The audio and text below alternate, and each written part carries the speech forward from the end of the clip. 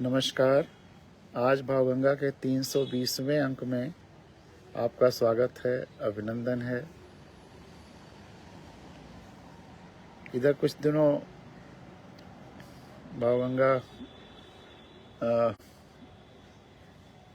नहीं हो पाई क्योंकि मुझे विंध्याचल और इलाहाबाद जाना पड़ा,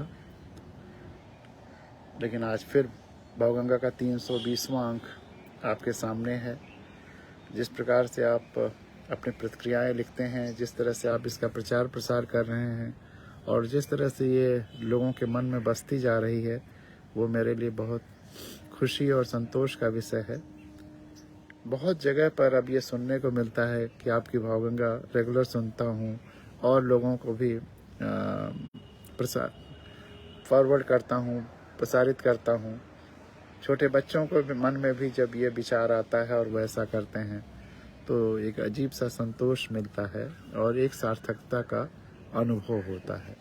और ये बीजारोपण है, ये किसी आंधी तूफान की तरह से नहीं फैलेगा, ये यूं ही धीरे धीरे बरसेगा, बीजारोपण होगा और बाढ़ नहीं आएगी।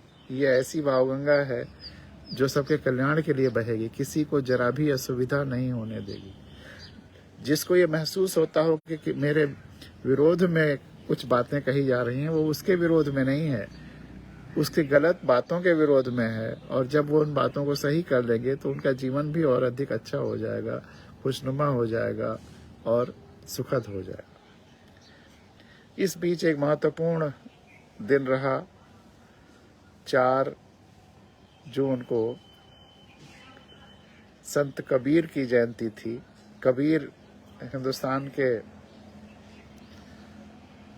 चाहे धर्म कह लीजिए, साहित्य कह लीजिए, सच्चा धर्म अगर किसी ने बताया है तो कबीर ने ही बताया है। चाहे साहित्य कह लीजिए,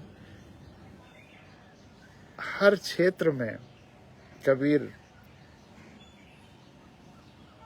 का अपना विराट व्यक्तित्व है, सूरज की तरह से है और एकदम कहीं उनमें विरोधाभास नहीं है। संपूर्ण कबीर के साहित्य में एकात्मता है। और मजे की बात यह है कि कबीर के साहित्य में लोगों ने इतना अपने को महसूस किया कि बहुत सारे लोगों ने कबीर की तरह से दोहे लिख लिख के कबीर के नाम पे समाज में फैला दिए। आज भी तमाम सारे दोहे जो कबीर के नाम के मिलते हैं और बहुत सारे और लोगों ने लिखे हैं। लेकिन मजे की बात यह है कि सब जब कबीर की भावभूमि पर पहुंच गए और उस विचारधारा में डूब गए, तभी वो कुछ दोहे ऐसे मिलते हैं जनमानस में जो कबीरा गाया जाता है होली में और जगह पर, वो सब एकदम कबीर में डूबे हुए हैं। तो कबीर के बारे में एक किस्सा भी बताएंगे और कबीर के बारे में उनका जो सबसे महत्वपूर्ण पद है, जीवन शैली है, आर्ट ऑफ लिविंग है, जिसको कह सकते हैं साधो समझ सहज समाधि भली, उस पर भी चर्चा करेंगे और कुछ प्रतिक्रियाओं पर चर्चा करेंगे और 1-2-3 कहानियां हैं उस पर चर्चा करेंगे छोटी छोटी। और फिर भी अगर समय बचा तो कुछ शेरों पर, एक गजल के, उस पर चर्चा करेंगे। तो शुरुआत प्रतिक्रियाओं पर करते हैं।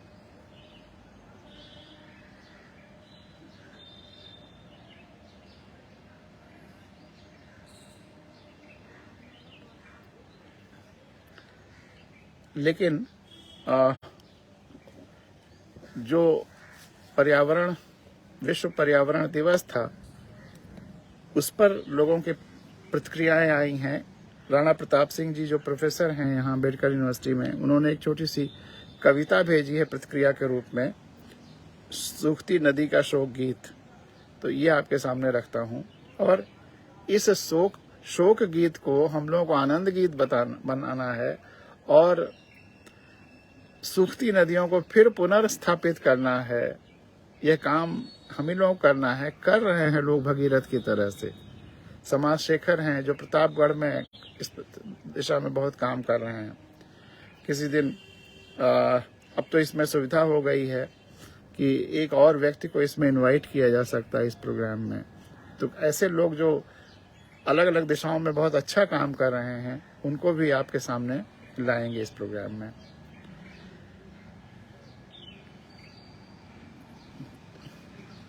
तो राणा प्रताप जी ने जो लिखा है सूखती नदी का शोक गीत, जब वह नदी थी तो उसके भीतर एक दुनिया थी। जब एक नदी थी तो उसके भीतर एक दुनिया थी। नदी का अपना अनोखा संसार, जिसमें सीप, घोंघे, काई, सिवार, छोटी बड़ी मछलियां, मछुआरों के जाल, पानी के सांप, किनारे मचलती नहाती भैंसें और उनका बदन रगड़ते चरवाहे।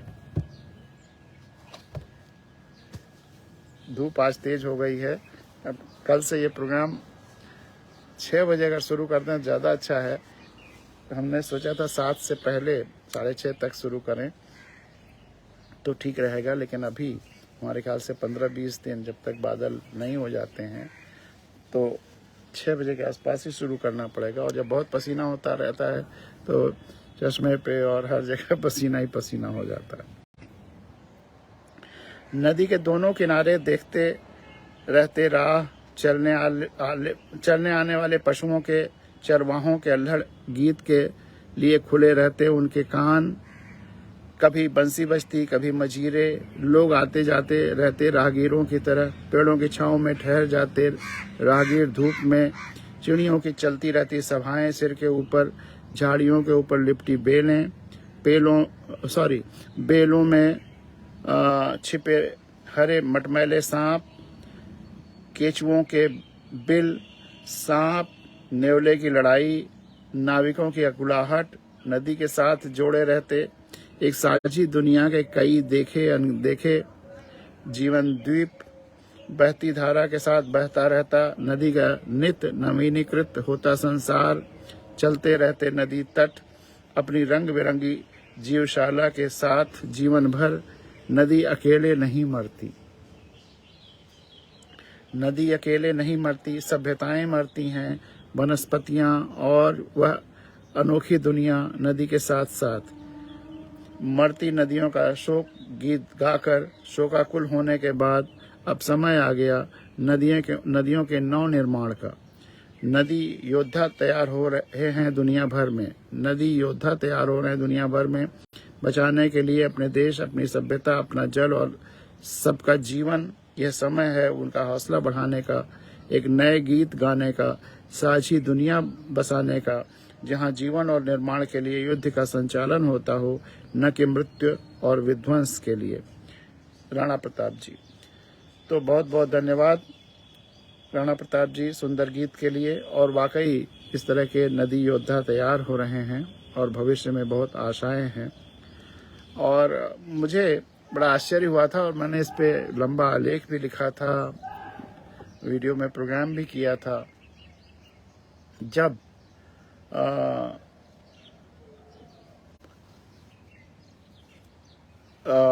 ये जो नेट और फाइबर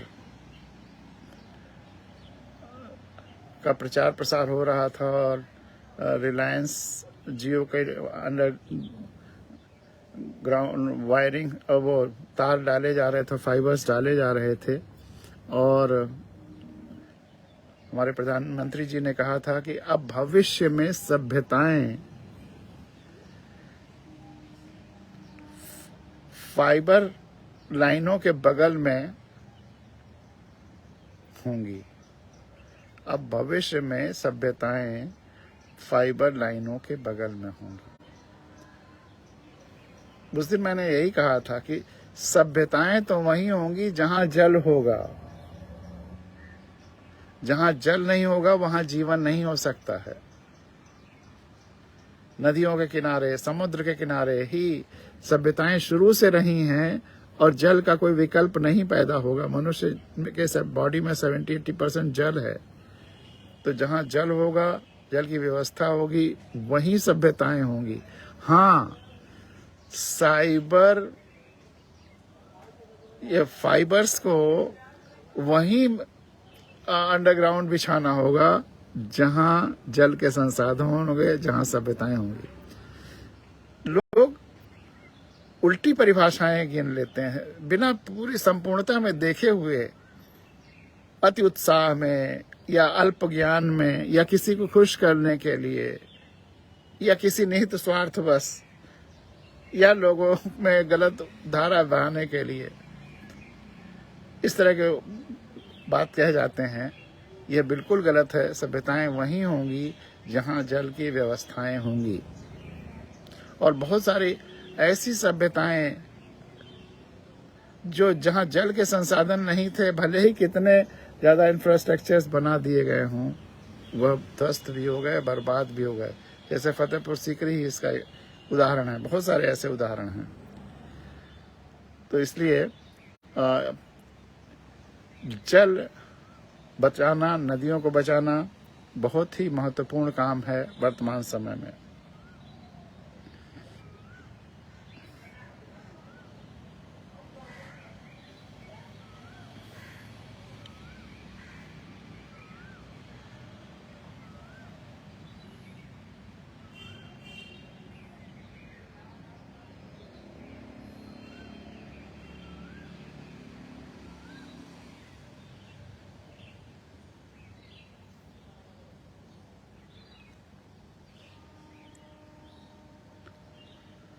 एक साहब ने लिखा है, वाह वाह वाह, बहुत खूब सर, क्या ही खूबसूरत ढंग से सब कुछ समझा दिया। जहाँ कल्याण का भाव वहीं संसद, जहाँ राम और रामत्व वहीं अयोध्या, जहाँ सच्चे संतों का संगम वही प्रयाग, सारा झगड़ा ही समाप्त। एक एक भाव पर यकीनन एक मुकम्मल किताब लिखी जा सकती है। बहुत बहुत बधाई आपको, जय हो, सादर। नाम मैं लिखना भूल गया कि किसने भेजा है।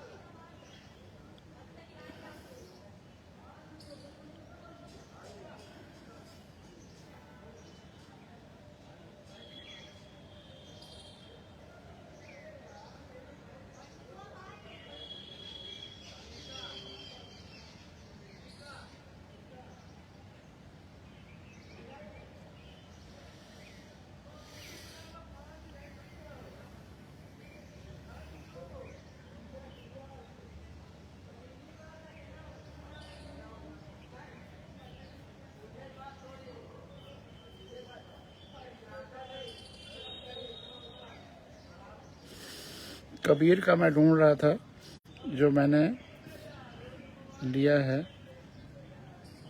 हाँ, मिल गया।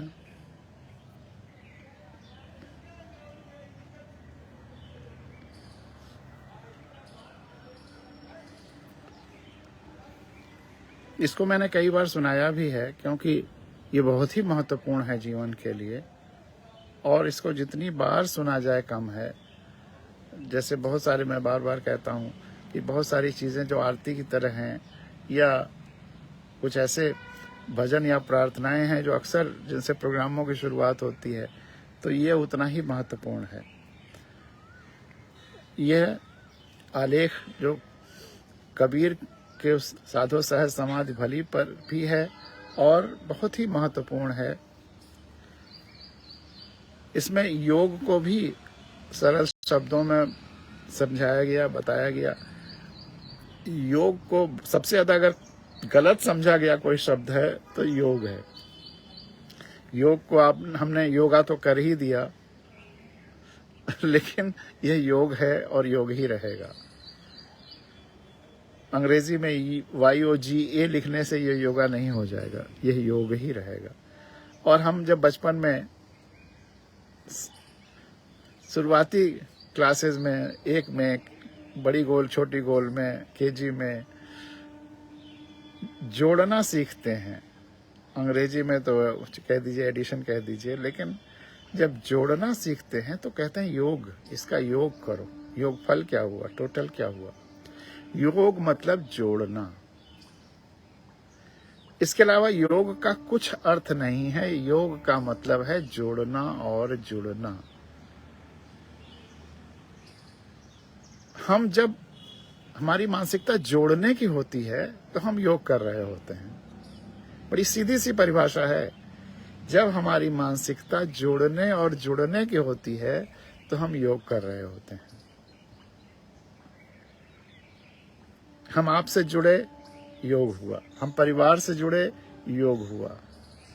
हम समाज से जुड़े, योग हुआ। हम प्रकृति से, वनस्पतियों से जुड़े, योग हुआ। हम देश से जुड़े, योग हुआ। हम धरती से जुड़े, योग हुआ। हम ब्रह्मांड से जुड़े, योग हुआ। हम संपूर्णता से, टोटल टाइम एंड स्पेस से जुड़े, योग हुआ। यही योग है। और इसका उल्टा बांटना, घटाना, बढ़ते चले जाना। ध्यान रहे, ये जोड़ने में कोई एक से जुड़ना दूसरे के जोड़ में बाधक नहीं है। और जो भी एक से जुड़ने को दूसरे के जुड़ने में बाधक मानता है, वह दरअसल योग ये समझ ही नहीं पाया। अगर हम एक्स देश से जुड़ाव महसूस करते हैं और वाई से नहीं, या एक्स जाति से जुड़ाव महसूस करते हैं, वाई से नहीं, एक्स व्यक्ति से जुड़ाव महसूस करते हैं, वाई से नहीं, तो इसका मतलब यह है कि हमारा योग फिर योग नहीं है, स्वार्थ है। हम जिससे जुड़ाव महसूस करते भी हैं वह हमारे स्वार्थ सिद्धि के लिए है। वह सहज योग नहीं है।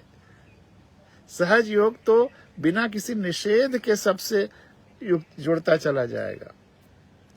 और जहां एक जात से जुड़ते हैं दूसरे से नहीं, तो वहां किसी न किसी स्वार्थवश।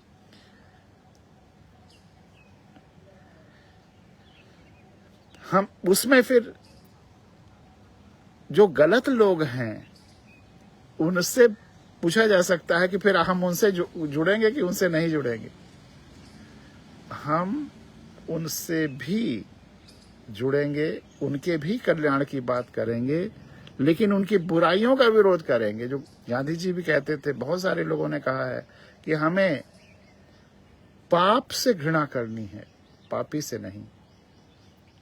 पापी के भी अगर वो बीमार पड़ जाएगा तो उसके स्वास्थ्य की देखभाल होनी चाहिए, वह उसे भी भोजन मिले इसकी व्यवस्था होनी चाहिए, वो भी रहे, जिंदा रहे।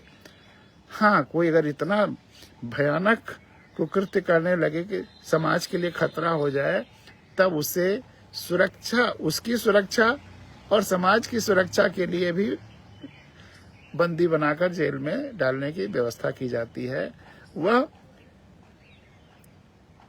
जस्टिस दिया जाता है कि और लोगों का नुकसान न हो, नुकसान को बचाने के लिए किया जाता है। लेकिन योग निरंतर चलता रहता है, वो जुड़ाव तो चलता रहता है। और धरती पर तो हमारे योग की सबसे बड़ी कीमिया हमारी ये प्राण वायु है, जो इस धरती पर जितना जीवन है सबके अंदर जाती है और सबके अंदर से बाहर आती है, और सबको एक दूसरे से जोड़ती भी है, एक दूसरे के बारे में बताती भी है। अगर आप प्राणवायु पर केंद्रित करें तो पूरी धरती की इंफॉर्मेशन आपको मिल जाएगी, अगर आप अपने संचार तंत्रों को उतना सूक्ष्म रूप से और विकसित करें। ये वनस्पतियों में जाती है,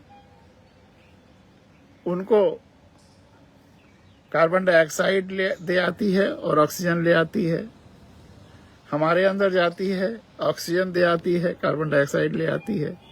ये प्राणवायु ही इस धरती पर योग की तो सबसे महत्वपूर्ण कड़ी प्राणवायु है। तो आइए हम लोग योग पर चर्चा करते हैं, जो बहुत सरल है, नैसर्गिक है, जबकि अक्सर लोग इसे कठिन मानते हैं या समझने में भूल करते हैं। योग का एकमात्र अर्थ गणित, विज्ञान, जीवन, धर्म, अध्यात्म सब में एक ही अर्थ है, जोड़ना, जुड़ना, जोड़ते चले जाना, जुड़ते चले जाना।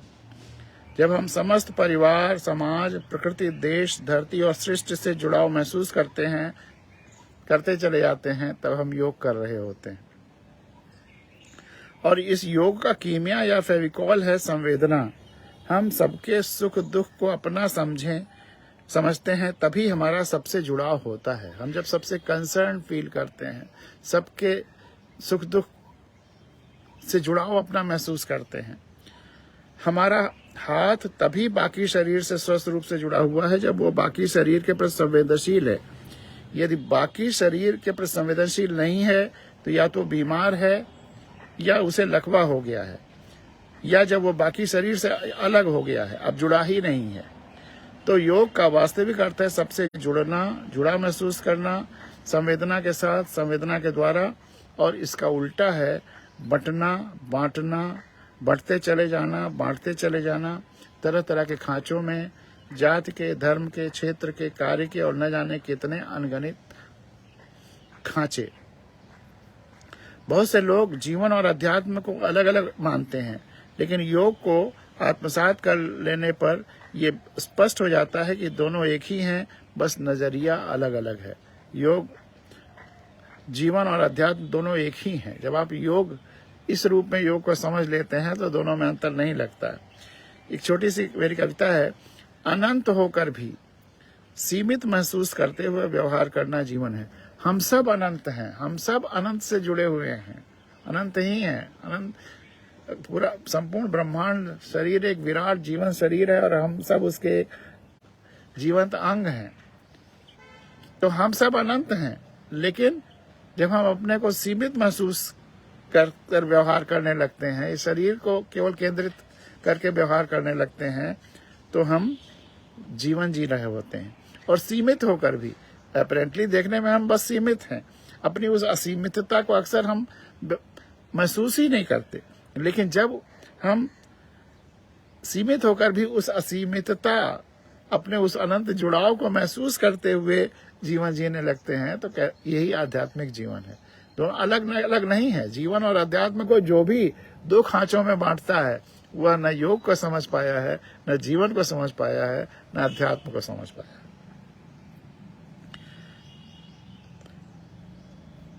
एक मित्र ने पूछा, ईश्वर को पाने का मार्ग क्या है? क्या सत्य आचरण ही ईश्वर को पाने का मार्ग है, या कि गायत्री मंत्र ईश्वर को पाने का मार्ग है? मैंने लिखा, आइए पहले हम ये जान लें कि ईश्वर या ब्रह्म है क्या, उसका हमारा रिश्ता क्या है, फिर शायद मार्ग की जरूरत ही न रह जाए। वही बात, जब संपूर्ण विराट ब्रह्मांड एक जीवंत शरीर है और हम उसके जीवंत अंग हैं, तो उसे पाने का मार्ग का क्या मतलब? इस हाथ को, इस शरीर को पाने का कोई मार्ग थोड़ा है, ये तो पाए ही हुए है। हम सब हमेशा ही ईश्वर को पाए हुए हैं, लेकिन अपने को काटे हुए हैं उससे। बस केवल उस तरफ सोच लेना यही काफी है ईश्वर को पाने का। ईश्वर एक विराट जीवन शरीर है और हम उसके जीवंत अंग हैं। फिर मार्ग की जरूरत होगी क्या? आपकी उंगली आपका अंग है, आपको पाने के लिए उसे किसी मार्ग की आवश्यकता नहीं है।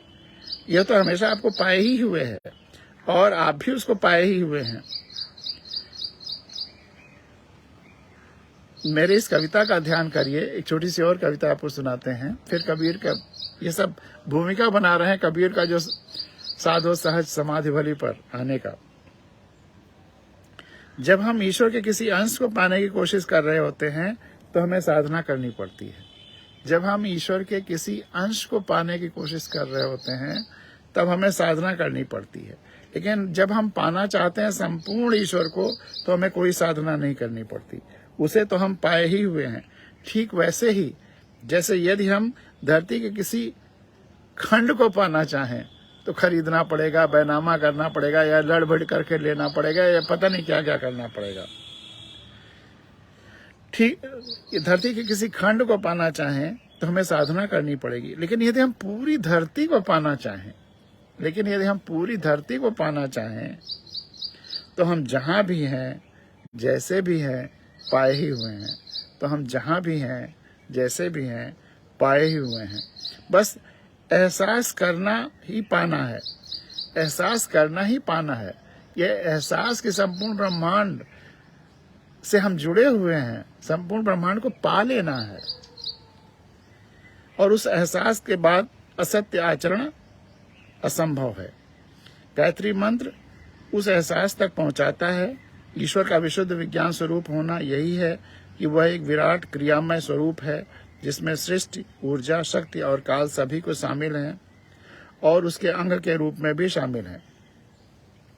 आजकल हम शारीरिक क्रियाओं को, जिन्हें आसन कहा जाता है, उन्हें ही योग समझने की भूल कर रहे हैं और अंतर्राष्ट्रीय योग दिवस भी घोषित कर दिया गया, योग के लिए नहीं, आसन के लिए। आसन तो पतंजलि के द्वारा समाधि की अवस्था तक की यात्रा का एक कदम है, जिसमें आप अपना शारीरिक व्यायाम करके उसको शुद्ध करने की कोशिश करते हैं, जिससे के माध्यम से शरीर को शुद्ध और स्वस्थ रखने में मदद मिलती है। हाँ, आसन करते समय अगर समस्त ब्रह्मांड से जुड़े होने का भाव हो और उस तरफ अग्रसर होने का भाव भी हो, तो मानसिक रूप से चलता रहता हो, तो वह मात्र आसन न रहकर योगासन हो जाता है। योग को समझने के बाद ही ज्ञान योग, भक्ति योग और कर्म योग का वास्तविक अर्थ समझ में आता है। दरअसल जब ज्ञान, भक्ति या कर्म संपूर्ण सृष्टि के कल्याण के लिए सम्यक सृष्टि से जुड़े होने के भाव के साथ होते या किए जाते हैं, तभी वे ज्ञान योग, भक्ति योग और कर्म योग होते बनते हैं। अन्यथा वे महज ज्ञान, भक्ति और कर्म ही कर रह जाते हैं। कृष्ण ने गीता में भी जो ज्ञान योग, भक्ति योग और कर्म योग बताया सिखाया, लोगों ने ज्ञान, भक्ति और कर्म को ही योग मान लिया। ज्ञान योग को ज्ञान योग नहीं माना, ज्ञान को ज्ञान योग मान लिया, योग गायब कर दिया। बड़ी सुविधा रही ना। वह मानसिकता सबसे जुड़ाव की, वह अमृत है, लेकिन वह इतनी आसानी से लोगों के समझ में नहीं आती। तो योग को समझने के बाद ही ज्ञान योग, भक्ति योग और कर्म योग का वास्तविक अर्थ समझ में आता है। दरअसल जब ज्ञान, भक्ति या कर्म संपूर्ण सृष्टि के कल्याण के लिए संपूर्ण सृष्टि से जुड़े होने के भाव के साथ होते किए जाते हैं, तभी वे ज्ञान योग, भक्ति योग और कर्म योग होते बनते हैं। अन्यथा वे महज ज्ञान, भक्ति और कर्म ही होकर रह जाते हैं। अपनी बुद्धि द्वारा सृष्टि में व्याप्त एकात्म का एहसास, पूरी सृष्टि एक विराट जीवन शरीर है और हम उसके जीवंत अंग हैं, इस सच्चाई का एहसास ही ज्ञान योग है। पूरी सृष्टि के प्रति प्रेम, समर्पण, श्रद्धा, सेवा और संवेदना का भाव रखना ही भक्ति योग है।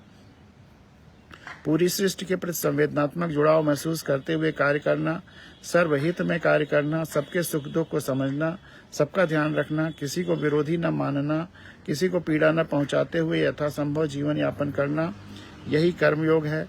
वास्तव में ज्ञान योग, भक्ति योग और कर्म योग तीनों ही एक दूसरे के पूरक हैं और जीवन में पूर्णता और आनंद तभी आता है जब तीनों योगों को समझा और उस पर एक साथ अमल किया जाता है। योग को अपने अंदर घटित कर लेने के बाद व्यक्ति की जीवन शैली कैसी हो जाती है, यह संत कबीर के इस पद में देखिए। अब संत कबीर पर आ गए, जिसके लिए ये पूरी बात विस्तार से बतानी रही ताकि हम लोग उसको आत्मसात कर सकें। योग को अपने अंदर घटित कर लेने के बाद व्यक्ति की जीवन शैली कैसी हो जाती है, यह संत कबीर के इस पद में देखिए। साधो सहज समाधि भली, गुरु प्रताप जा दिन से जागो, दिन दिन अधिक चली। जह जह डोलों सो परिक्रमा, जो कुछ करो सो सेवा। जब सोवों तब करो दंडवत, पूजो और न देवा। कहो सो नाम, सुनो सो सुमिरन, खाओ पियो सो पूजा। गिरह उजार एक सम लेखो, भाव मिटावो दूजा। आँख न मूदो, काम न रूदो, तनिक कष्ट नहीं धारो। खुले नयन पहचानो, हंसी हंसी सुंदर रूप निहारो। शब्द निरंतर से मन जागा, मलिन वासना त्यागी। उठत बैठत कबहु न छूटे, ऐसी तारी लागी। कहें कबीर यह उन्मन रहनी, सो ही परगट गाई। सुख दुख से कोई परे परम पद, तेहि पद रहा समाई। अद्भुत पद है। इससे अच्छा पद जीवन शैली के संबंध में, जिसमें अध्यात्म और जीवन दो नहीं, आपको इसको समझने पे लगेगा कि दोनों एक ही हैं। और ये इस पे इस मार्ग पर चलने पर अद्भुत आनंद भी आपको आएगा। संत कबीर का है, कबीर इस पद का भाव का मूल मंत्र है दृष्टि की संपूर्णता और विशालता और जीवन की सहजता और सरलता। इसका मूल मंत्र ही यही है कबीर के इस पद का कि दृष्टि की संपूर्णता और विशालता, सबसे योग और जीवन की सहजता और सरलता। सादा जीवन सादा विचार, सादा जीवन उच्च विचार नहीं, एकदम सादा विचार। जब दृष्टि सहज होती है, सरल होती है, तो स्वतः ही सब कुछ दिखने लगता है। संपूर्णता और विशालता अपने आप उसमें आने लगती है। भाव यह है कि सहज समाधि, सहज समाधि, साधो सहज समाधि, सरल है, सहज है, मुश्किल बिल्कुल ही नहीं है। साधो सहज समाधि में सबको उद्बोधन कर रहे हैं कि ये बहुत ही सहज है, सरल है, बहुत भली है, बहुत प्यारी है, जरूरी है, भली है, हमारे भले के लिए है और बहुत सहज है, बहुत सरल है। किसी गुरु, सत्संग या आंतरिक साधना से जब हम जाग जाते हैं, जागने से जागो, किसी गुरु प्रताप, वो गुरु व्यक्ति भी हो सकता है, सत्संग भी हो सकता है, अपना अनुभव भी हो सकता है, अपनी आंतरिक साधना भी हो सकती है। किसी गुरु, सत्संग या आंतरिक साधना से जब हम जाग जाते हैं, आंखें खुल जाती हैं, आंखों की पट्टियां हट जाती हैं, तो इसका अभ्यास होता ही होता चला जाता है। फिर इसका अभ्यास होता ही होता चला जाता है।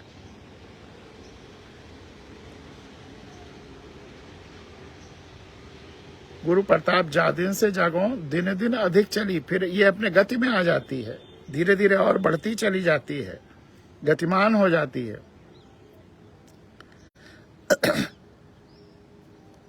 तो इसका अभ्यास होता ही होता चला जाता है और ये खुद ही बढ़ती चली जाती है, सघन होती चली जाती है। तब हम जहां जहां चल रहे होते हैं, जो जो यात्रा कर रहे होते हैं, सब उसी विराट संपूर्ण ईश्वर की परिक्रमा बन जाती है। जो कुछ भी शरीर से करते हैं, सब उसी की सेवा बन जाती है। जब सोते हैं या लेटते हैं, तो वही ईश्वर का दंडवत है। अलग से जाकर के मंदिर में दंडवत करने की जरूरत नहीं होती है। जब सोते या लेटते हैं तो वह दंडवत हो जाता है, क्योंकि वो भाव, अगर वह सबसे जुड़ाव का भाव के साथ हम ऐसा कर रहे होते हैं, तो हम उस भाव के साथ सोते हैं तो वह सोना ही दंडवत बन जाता है।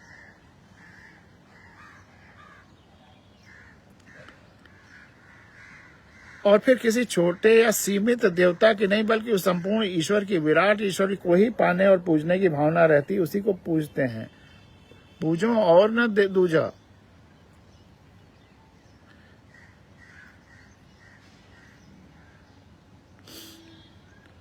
जब सोवो तब करो दंडवत, पूजो और न दूजा और न देवा। तब छोटे मोटे देवताओं की और ये फिर अंधविश्वासों की जरूरत नहीं रह जाती है।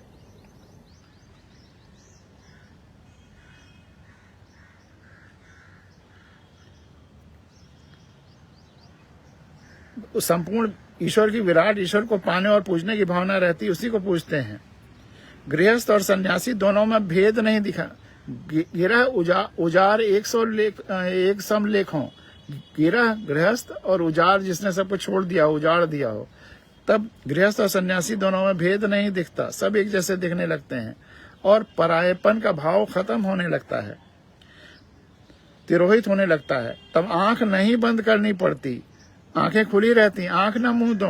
पूजा के लिए, योग के लिए, ध्यान के लिए योग नहीं, आंख नहीं बंद करनी पड़ती, आंख नहीं बंद करनी पड़ती, आंख खुली रहती है। योग साधना करने के लिए, ध्यान करने के लिए आंखों को बंद करने की आवश्यकता नहीं रहती है। और कोई काम भी नहीं बंद करते, काम न रूंधो, काम को भी नहीं रोकते। अकर्मण्य हो जाना, योगी हो जाना नहीं है। सारा काम, सब कुछ, सारी लौकिक क्रियाएं करते हुए भी योग साधना चलती रहती है, और वही योग साधना है दरअसल। और कोई कष्ट भी, अनावश्यक कष्ट भी अपने शरीर को नहीं देखते। काम न रुधो, तनिक कष्ट नहीं, जिसे क्या शरीर नहीं जा रहा, क्या है।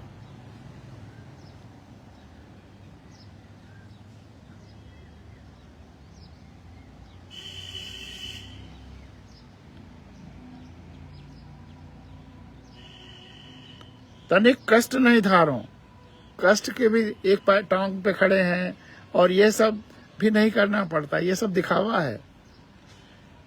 सामान्य जीवन, सहज जीवन, शरीर की जो आवश्यकता है उसको पूरी करते चलते हैं। शरीर तो एक यंत्र है, तो यंत्र की देखभाल भी करें। हम यंत्र से काम भी लेना चाहें और उस यंत्र को उसका भोजन पानी या व्यायाम न दें और उसको कहें कि अब तुम एक टांग पे खड़े हो जाओ, या अगर आपकी गाड़ी 4 पहिए कहती है तो कहिए कि अब एक पहिए पे तुम खड़े हो जाओ, यही तुम्हारी साधना है। तो ये सब करने की आवश्यकता नहीं है। अगर एक पहिया ही काफी होता तो ईश्वर ने या संपूर्णता ने हमें एक ही पैर दिया होता, फिर 2 पैरों की जरूरत क्या थी।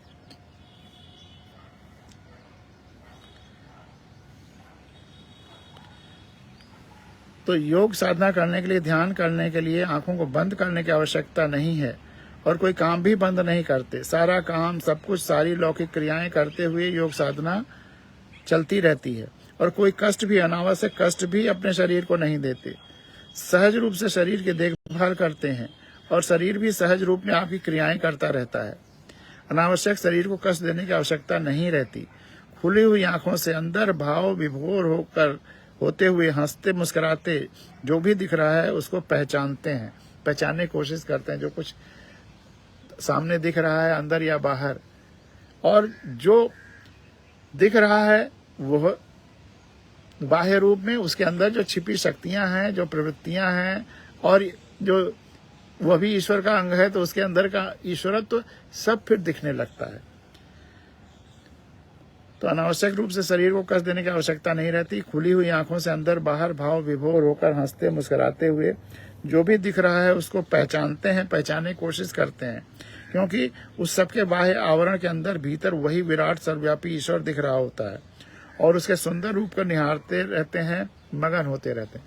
कितने विविध रूप हैं उसके, उसको निहारते रहते हैं, देखते रहते हैं। जैसे हमारे शरीर के कितने, इसी शरीर के कितने विविध रूप हैं, अंग हैं, वैसे इस विराट ईश्वर जो संपूर्णता है, जो संपूर्ण विराट ईश्वर एक जीवंत शरीर है, उसके कितने अंग हैं। उस अंगों को देख करके उस एहसास का आनंद लेते हैं। योग साधना के उन भावों और शब्दों में लगातार डूबे रहने से, लगातार अभ्यास से ही मन जाग उठता है और स्वतः ही मलिन वासनाएं, कबीरदास सारी वासनाएं छोड़ने की बात नहीं करते हैं। जो सारी वासनाएं छोड़ने की बात करते हैं गुरु लोग, वे एकांगी हैं। अगर उनकी इच्छा उस पर, उनके मार्ग पर सब चले तो फिर पूरी सृष्टि ही खत्म हो जाए, उसका विकास ही खत्म हो जाए। वासनाएं धरती को आगे बढ़ाने के लिए, हर प्रजातियों को आगे बढ़ाने के लिए आवश्यक अंग हैं। तो वासना और जो काम वासनाएं हैं, इसके अलावा जो अन्य वासनाएं हैं वो अपने जीवन यापन के लिए जरूरी हैं। लेकिन मलिन वासनाएं, गंदी वासनाओं का त्याग करना है, सारी वासनाओं का त्याग नहीं करना है। जो भी गुरु ये सिखाता है कि सारी वासनाओं का त्याग करो, वह गुरु नहीं है, बल्कि आपकी वासनाओं का त्याग करा करके वह सब जिन वासनाओं में आप को बचाना चाहता है, उन्हीं वासनाओं में आपके संसाधनों को भी अपने में समर्पित करा करके अपनी वासना को बढ़ाना चाहता है। तो ये बड़ी खतरनाक प्रक्रिया है ये गुरु शिष्य की, ये जहाँ वासनाओं का त्याग करा करके और खुद सब हड़प करके और उनका भोग करने की परंपरा। ये असल में धर्म के नाम पर इतने कुकर्म और इतने निहित स्वार्थ हैं कि उनसे बचने के लिए ही आंखें खुली रखने की जरूरत है। और कबीर वही कहते हैं कि हमेशा आंखें खुली रहें। खुली आंख पहचानो सब हंसी हंसी, सुंदर रूप निहारो। तो आंखें बंद नहीं करनी। अगर कोई गुरु किसी शिष्य से कहे कि आंख बंद करके ध्यान करो, तो कम से कम उसके सामने तो नहीं ही करना, वहां तो खुले आंख से ध्यान करना। घर में आकर के जो बताए उसका अभ्यास खुली बंद आंख से कर सकते हैं, लेकिन इतनी आंखों का खुला होना हमेशा जरूरी है, कबीर का पद ये बताता है। योग साधना के उन भावों और शब्दों में लगातार डूबे रहने से, लगातार अभ्यास से ही मन जाग उठता है और स्वतः ही मलिन वासनाएं, गंदी वासनाएं, अनावश्यक वासनाएं खत्म होने लगती हैं, तिरोहित होने लगती हैं। यहाँ ध्यान देने की बात है कि सारी वासनाओं की वर्जना नहीं है, केवल मलिन वासना, जो गंदी वासनाएं हैं, जो अनावश्यक वासनाएं हैं, जो संपूर्णता के एहसास के लिए, संपूर्णता से जुड़ाव के लिए नुकसानदेह हैं, उन्हीं वासनाओं का त्याग करना होता है। यह योग साधना जब और सघन होती है, वो लगातार चलती रहती है, उठते बैठते कभी छूटती नहीं और इसकी लगन लग जाती है। ये हमारे पूरे व्यक्तित्व, जीवन और कार्यशैली को आच्छादित कर देती है। कबीर दास कहते हैं यह जो उन्मन रहने की जीवन शैली है, अपने व्यक्तिगत मन से परे उस समष्टि के साथ जुड़ाव के एहसास के साथ रहने की शैली है। उन्मन रहने, अपने मन से थोड़ा ऊपर, सबसे जुड़ाव, मन अब केवल अपने मन से नहीं, सबसे जुड़ाव के साथ रहने की शैली है। उसे स्पष्ट रूप से वही समझ सकता है, वही गा सकता है, वर्णन कर सकता है, जो सुख और दुख दोनों के एहसास से थोड़ा ऊपर उठ करके परम पद अर्थात निर्विकार और संपूर्णता से उपजे हुए और जुड़े हुए आनंद की अवस्था में स्थित हो गया हो, उसी आनंद में डूबा रहता हो। तो केवल अपने मन की बात नहीं होनी चाहिए, जब सबके मन की बात होने लगे। भावगंगा में भी आपसे हमेशा मेरा आग्रह इसीलिए रहता है कि आप सब अपने मन की बात लिखिए।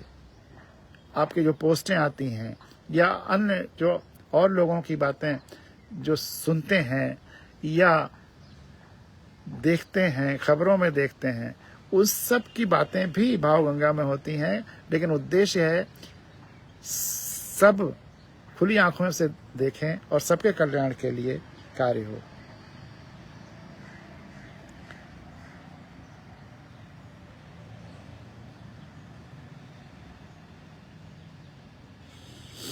तो यह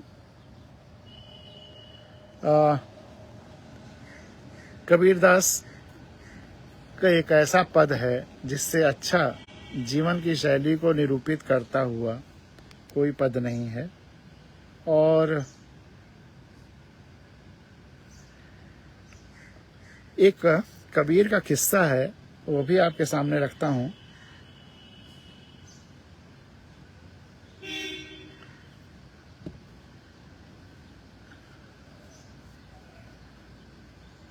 एक बार कबीर का वो पद तो आपको याद ही होगा।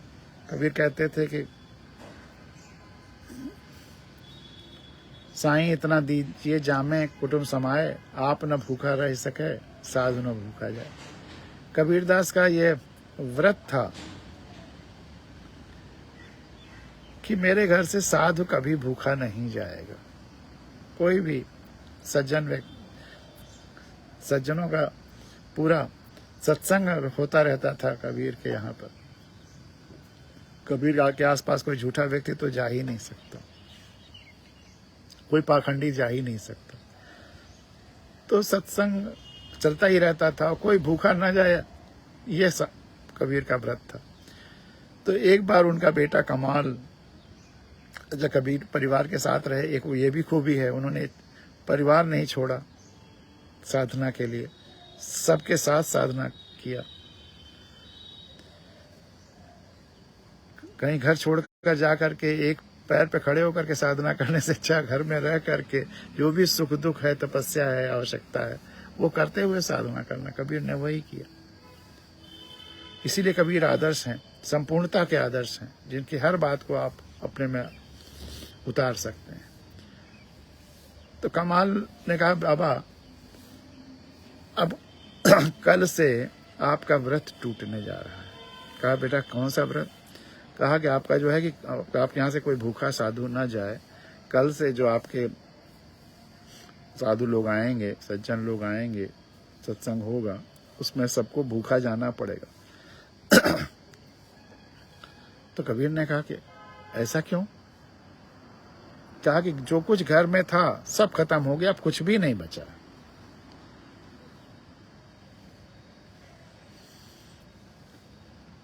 तो कहा मांग जांच करके कहीं से उधार लेकर के काम चलाओ। कहा सब करके देख लिया, पिछले इतने दिनों से 10-15-20 दिन से कुछ नहीं था, तब भी मांग जांच करके उधार ले करके सब उधारी देना भी बंद कर दिया अब, जिनसे हम उधार लेते थे, सेठ साहूकार। तो कहा कि तब, तो कहा बाबा कल से सब भूखे जाएंगे। तो कहा कोई रास्ता है?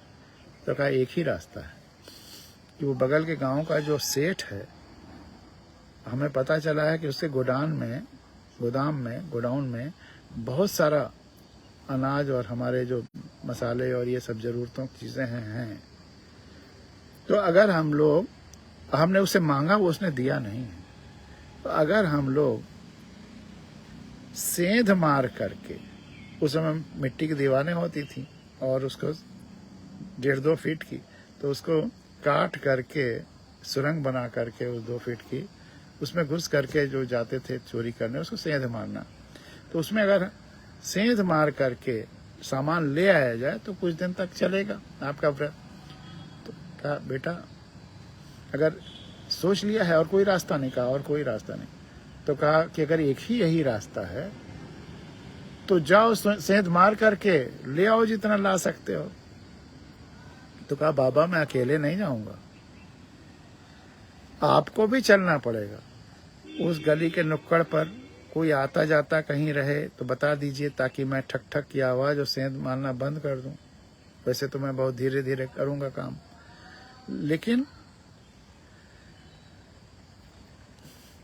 तो कहा अच्छा जब तुम कहते हो चलो मैं भी चलूंगा। ये भी साथ गए, नुक्कड़ पे खड़े रहे। वो 2 बोरा बड़ा लेके गया था, सेंध मारी, अंदर गया और कबीर को भी अंदर बुला लिया। 2 बोरा ठीक से भर लिया सामानों से, और दोनों ने जब अपने माथे पे बोरे रख लिए चलने के लिए, तो कबीर ने कहा बेटा रुको। कहा क्यों? कहा कि देखो यहाँ सबकी खुशी हो गई। हमारी खुशी कि हमारा जो व्रत है वो पूरा होगा, कल से कोई साधु भूखा नहीं जाएगा। तुम्हारी खुशी कि जो रास्ता या योजना तुमने बताया वो सकुशल संपन्न हो गया। लेकिन अभी एक आदमी है जो दुखी होगा। कौन? और देखो जो खर्राटे की आवाज सुनाई दे रही है, लगता है वो मकान का वही सेठ मालिक है। वो कल जब उठेगा और उसे पता चलेगा कि यह सब हुआ है, उसका सेंध कटी है, सामान गया है, तो वो बहुत दुखी होगा। तो वो कल दुखी हो और उसे पता नहीं चलेगा कौन ये सब करके गया है, परेशान होगा, ढूंढने लगेगा। तो उसके भी दुख को कम करने की जरूरत है। तो का क्या मतलब? कहा कि चलो बता देते हैं कि हम फला फला हैं और हम इस वजह से सेंध मार करके और अब जाना चाह रहे हैं। हमारी खुशी हो गई, बेटे की खुशी हो गई, अब तुम अपनी खुशी के लिए जो कुछ करना चाहो करो। तो बेटे ने कहा कि अरे बाबा आप क्या कैसी पागलपन बात कर रहे हैं, वो अभी मारेगा और आपके आगे की साधना भी खत्म हो जाएगी, सब भूखे जाएंगे, सब छीन छान लेगा। कहा जो भी हो, हम किसी को सुख देने के लिए किसी को दुख तो नहीं दे सकते हैं। साधुओं को दुख न हो, हमको दुख न हो, तुमको दुख न हो, सबकी तपस्याएं पूरी हो जाएं, ये तो ठीक है। लेकिन यह भी तो है, यह भी व्यक्ति है, हम इसको दुख कैसे दे सकते? तो इसको सुख देने के लिए हम इसको जगाना और बताना जरूरी है।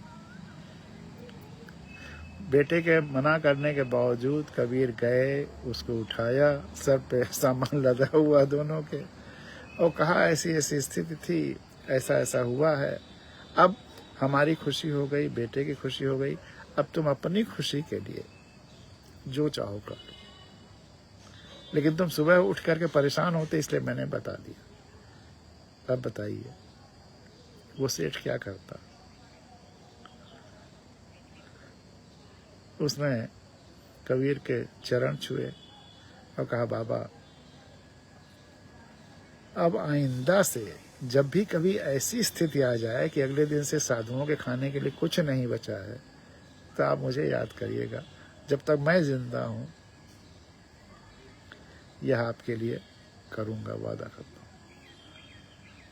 तो यह योग साधना है और यह योग साधना का परिणाम है।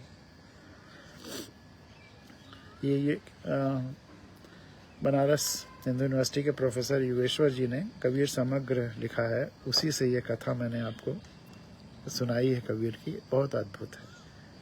और हमारा जो जीत जीत जीत का सिद्धांत है, विन विन विन का, उसका भी एक उदाहरण है कि कबीर ने अपने और अपने बेटे और साधुओं के ही विन विन का नहीं सोचा।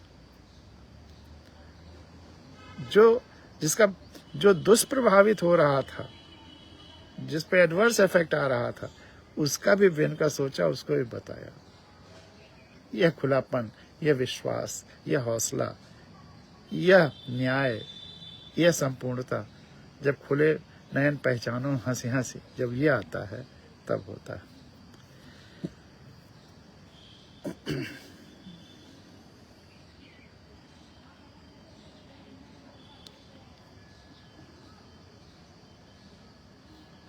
और अब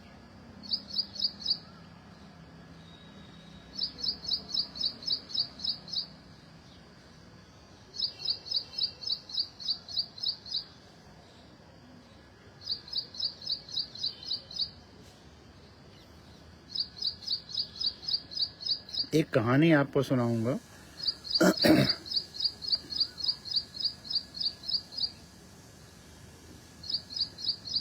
राजा और नट।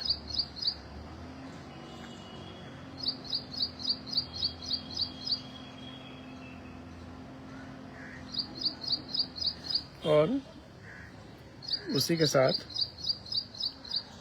आज की भावगंगा विराम लेगी। यह अनूप मणि त्रिपाठी की लेखनी से है ये कहानी।